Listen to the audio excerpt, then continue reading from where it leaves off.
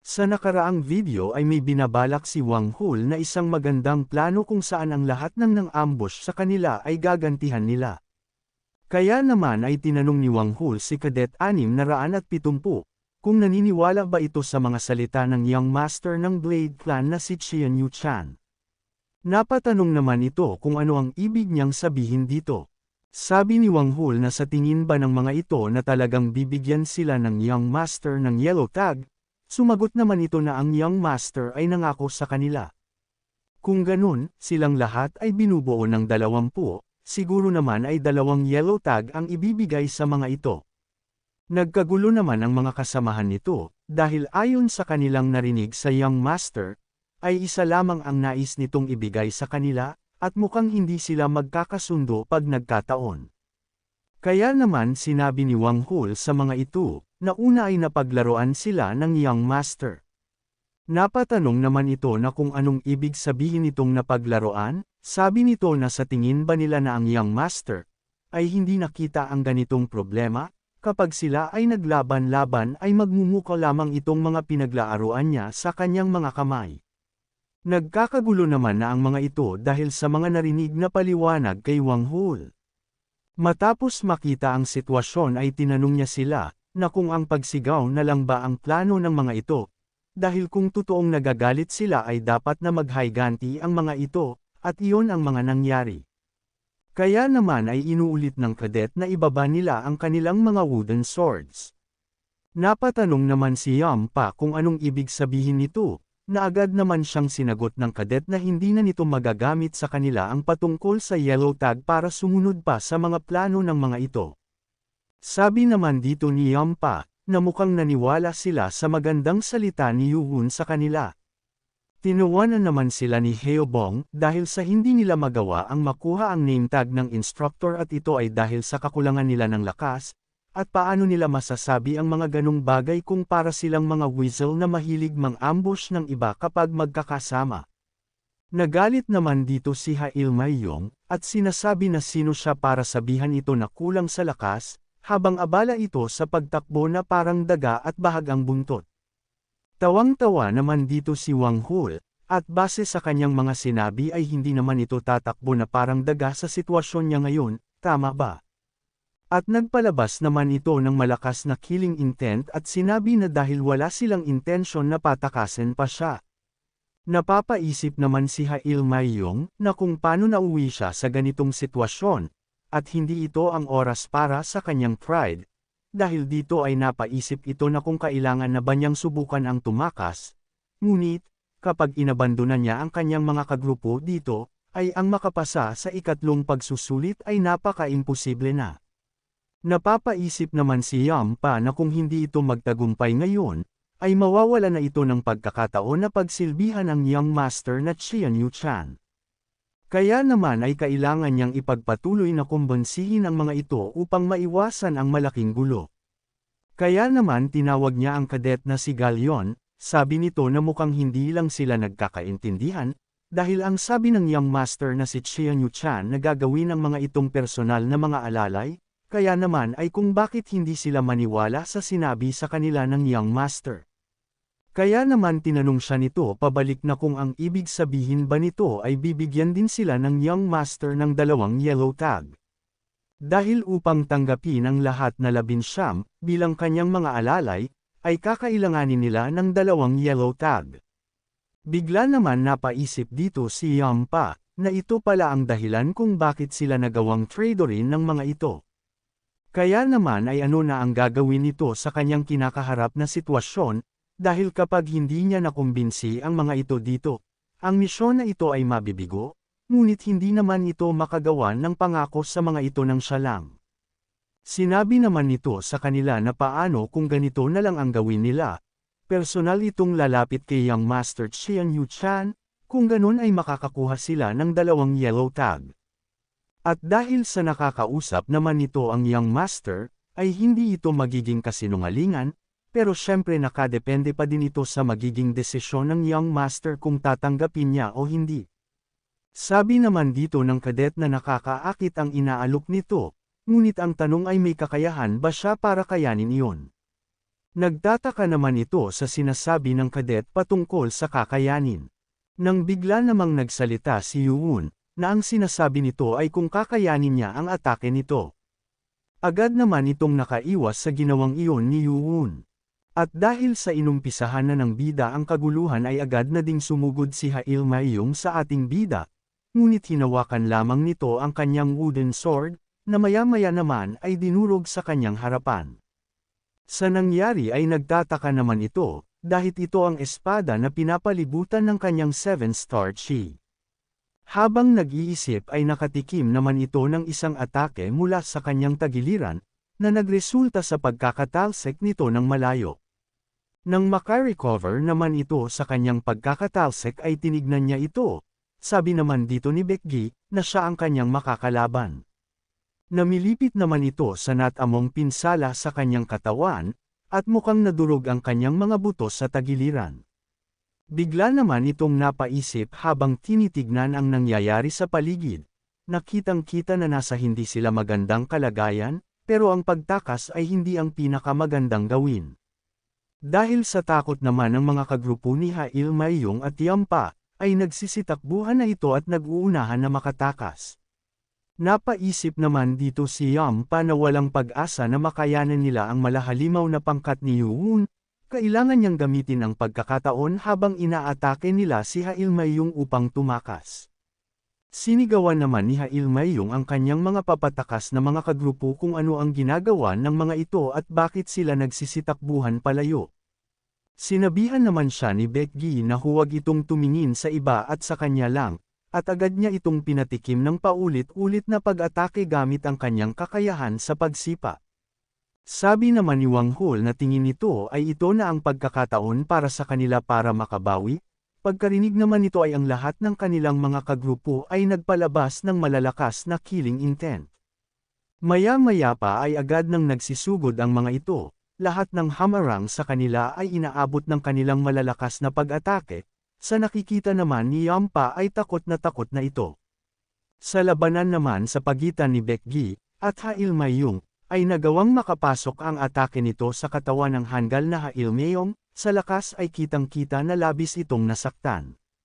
Sabi ni Yampa, habang pinagmamasdan ang mga nangyayari sa paligid, ay kung bakit sila nauwi sa ganito, talo na sila, at wala na silang magagawa pa, at ang paglaban sa mga ito ay magsasanhilang sa hindi magandang resulta, kaya naman kung hindi sila mananalo sa laban na ito, agad naman itong lumuhad sa harapan ni Yuun, at sinasabi na sumusuko na siya, at inaamin na ang labanan na ito ay si Yuun ang nagtagumpay. Tinatanong naman siya ni Yuun kung anong ibig nitong sabihin. Sabi nito na ang resulta ay napagdesisyonan na, ano pa ang magagawa nila at talo na sila. Tinalo na nila ang mga ito kaya naman ay bigyan niya ito ng awa bilang isang Vice Lord candidate. Nakangiti naman ito habang nakayuko kay Yuun, at masayang sinasabi na kahit gaano pa ito kagalit, ay kailangan itong pagbigyan ang kahit sino na nagmamakaawang nakaluhod sa harapan niya. Sinabihan naman siya ni Yuun na kung anong awa ang sinasabi nito, at dinakot ng bida ang ulo ni Yampa. Nang makuha ay iniharap niya ito sa kanya at tinanong, kung bakit niya dapat natanggapin ang pagsuko nito. Dahil kung wala talagang balak na lumaban ang mga ito ay hindi na sana sila nagmatapang pa na puntahan siya dito. Kung umabot ka na sa parte ng video na ito ay maari lamang na i-click ang like at super thanks sa baba bilang pagsuporta. Maraming salamat. Takot naman itong tinanong si Yuun kung anong gagawin nito sa taong nagpabatid na ng kanyang pagsuko. Sinabihan naman siya ni Yuun na tumahimik ito. At bigla nitong inihampas sa lupa ang pagmumuka ni Yampa. Sa lakas ng impact sa ginawang ito ni Yuun, ay narinig ito ng lahat at napatingin sa direksyon nilang dalawa. Sinabihan nito si Yampa, nang may mataas na killing intent na kailangan nilang pagbayaran ang ginawa nilang paglapastangan sa mga kagrupo nito habang wala siya. Bukod pa doon ay hindi pa ito nag-uumpisa. Matapos na iuntog ng paulit-ulit sa lupa ang hanggal ay sinigawan niya si Yuun at sinabi, na tingin ba nito ay hahayaan lamang ito ng Young Master Qian Yuchan. Nagtaka si Yuun sa sinabi nito na kung hahayaan lang ba ito ni Qian Yuchan, bigla namang napamura dito si Yampa, at sinasabi na bakit ito nadulas na masabi ang Young Master. Ngunit, ang Young Master Qian Yuchan ang may pinakamalaking faction sa loob ng Demonic Academy, wala itong ibang pagpipilian kung hindi ang umasa na si Qian Yuhun, ay kahit papaano ay magkaroon ng kaunting takot sa kanyang sinabi. Bigla naman nitong naalala na ito pala ang taong nagawang durugan ang mga buto ng Young Master ng Poison Clan na si Qian Zhongsam. Nagpasalamat naman dito si Yuhun para sa kanyang sinabi at pagpapaalala, kaya naman ay iniuntog ulit niya ang ulo ni Yampa ng may napakalakas na puwersa sa lupa. Matapos ay iniwan at tinigilan na niya ito, pagtayo naman ay napasabi na lang ito na mukhang napalakas siya at magawa na mawalan ito ng malay. At agad naman itong nilapitan ang mga sumuko na kadet, at habang tinitignan ang mga ito ay napatanong ang bida kung nasaan naman ang hanggal na si Hail Mayung, na agad namang sinabi na nasa kabila ito. Nanlalaban ito ng husto kaya naman ay ini-activate nila ang mute at paralysis chi pressure point nito. Galit na galit naman itong napapaisip na kung hindi lamang may bali ang mga buto nito sa kanyang ribs, ay hindi nila ito mahuhuli ng ganito. Nigtanong naman si Becky kung nais ba nitong tanggalin ang mute chi pressure point nito, na hindi naman sinang-ayunan ni Yuhun, at ayaw din itong may marinig na kahit ano mula sa hanggal na ito. Agad itong nilapitan ni Yuhun at hinawakan ang kanyang kamay, sa isip naman ni Hail Mayung, ay ano naman kaya ang gagawin sa kanya ng baliw na ito. Nang biglang kinuha ni Yuhun ang daliri nito at inumpisahang baliin, kitang-kita naman base sa ekspresyon nito na sobra itong nasasaktan. Sinabihan naman siya ni Yuhun na huwag itong masyadong mapagpanggap at huwag maging parang bata para lamang sa isang daliring nabali, kaya naman ay tinanong niya ito kung masakit ba, dahil may isa pa na kasunod. Kitang-kita dito ang matinding galit na nararamdaman kay Yuhun at sinasabi na totoong baliw ang isang ito. Sabi dito ni Yuhun na sigurado siya na ganito din ang sinapit ng isa niyang taga-sunod na si Ojong, sa totoo lang dahil sa brutal nilang ginulpi si Ojong, ay mas matindi pa dito ang dinaranas nito. Natatakot naman ang mga kasamahang kadet nito, at napapasabi na katapusan na nila, dahil sila mismo ang gumawa ng ganoon kay Ojong. At habang isa-isang binabali ni Yuhun ang mga daliri ng hanggal na si Hail Mayung, ay galit na itong sinasabi sa isip niya na papaslangan niya ang bida kahit na anong mangyari, at gagawin niya talaga ito. Nang bigla naman siyang sinampal ni Yuhun ng malakas. Matapos ay agad nitong tinawag ang lahat upang magbigay ng utos, sinabi nito na baliin ng mga ito ang mga binti at lahat ng mga daliri ng lahat ng miyembro ng grupo ni Hail Mayung. Nagkaroon naman ng takot sa mga muka ng mga ito at napapasabi na kung hindi nila tinanggap ang mga inialok ni Yampa, kanina habang nagsasanay ang mga ito ay hindi sana nila sinapit ang ganitong sitwasyon. May kakaiba namang nangyayari sa katawan ni Hail Mayung, maya-maya pa, ay tumayo ito ng may malakas na aura sa kanyang buong katawan, agad naman itong napansin ni Heobong kaya naman ay napasigaw ito kay Yuhun. Ngunit mabilis na nakalapit dito ang hanggal na kadet at magsasagawa ng isang pag-atake sa ating bida. Sa training ground naman, ay may mga kadet na abala sa pagsasanay. Nang biglang may napansing kakaiba ang Young Master, sabi nito na naisagawa naman nila ang Seven Demon Sword ayon sa kung papaano ito nakadetalye sa secret book, pero pakiramdam niya ay may hindi tama. Lahat naman ng mga ito ay mga advanced martial artist, kaya naman ay alam nito na na-master na ng mga ito ang teknik, ngunit bakit hindi nila may sigawa ang special synergy ng sword formation na ito? Kaya naman ay nagdesisyon na muna ito na magpahinga na muna ang lahat at babasahin ulit ang mga nakasulat sa secret book. Habang nagbabasa ay tinawag niya ang isa niyang tagasunod na si Gumpil, na bilang taga-masid ay ano ang masasabi nito sa ginawa nila, sa tingin ba nito ay naisagawa nila ang sword formation ng tama? Sumagot naman ito, na kung titignan ay mukhang ang lahat ay naisasagawa ang teknik ng sabay-sabay, ay hindi ito sigurado dahil sa hindi pa naman ito nakikita ang formation na isinagawa ng maayos, pero mukhang ayos lamang ito para sa kanya ngunit parang may kulang. Sabi naman nito na napansin din pala niya, nang may bigla namang tumawag sa Young Master at sinasabi na tignan niya iyon. Paglingon niya ay nakita nito ang mga papalapit na mga kadet sa kanila, kaya naman ay nagtanong ang young master kung sino ba ang mga ito, at pinapahinto sa kanilang kinatatayuan at huwag nang lalapit. Sabi naman ng nakamaskara na matagumpay na silang nakabalik, agad namang nakilala ng young master ang boses nito at ito ay ang boses ni Yampa, kaya naman ay napatanong na lang ito kung anong nangyari sa mukha nito at kung sino ang bitbit niya. Ibinagsak naman nito ang katawan ni Hail Mayong, at nandiri naman dito ang young master sa pagkakakita ng katawan nito. Matapos ay agad nang ibinagsak ng mga ito ang katawan na bitbit nila. Agad naman nitong nakilala si Wang Hul at Bekgi bilang mga kasamahan ni Yuun, at nagtanong naman ito patungkol sa isang katawan kung sino naman ito. Sabi naman niya dito na ito ay ang katawan ni Yuun, naging masaya naman ito sa kanyang narinig at tinatanong kung bakit naman niya ginulpi at tinakpan ang muka nito. Sumagot naman ito na kung hindi dahil kay Hail Mayong, ay katapusan na nilang lahat sa kamay ni Yuun, dahil si Hail Mayong ay marunong gumamit ng demonic blood reversal technique. Bigla naman nagulat ang young master sa pagkakarinig sa technique. Ang demonic reversal technique, ito ay isang chi control technique na kung saan ay gagawin kang malakas sa pamamagitan ng pagbaliktad ng daloy ng blood points. Ngunit, sinisira nito ang iyong chi points, at habang ginagamit mo ito, ay ang gumagamit ay nawawala sa katinuan. At ito ay itinuturing bilang mapanganib na teknik kahit nasa loob ng demonic cult. At ang isang ito ay may hindi magandang ginawa, at sigurado ito na nagwala siya at nagawang atakihin ang kakampi at mga kalaban nito ng walang awa. Dahil dito, ay magaling ang kanilang ginawa. Sa totoo lang ay wala naman itong inaasahan na maganda mula sa kanila, kaya naman ay napahanga niya ang mga ito.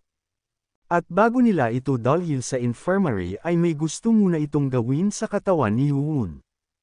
Agad naman itong pinutol ang isang kamay ng katawan ni Yuun, matapos ay natatawa ito na sinasabi na sigurado siyang masakit ang isang iyon, ngunit hindi kagaya nito, ay hindi niya gagalawin ang kanyang dantian.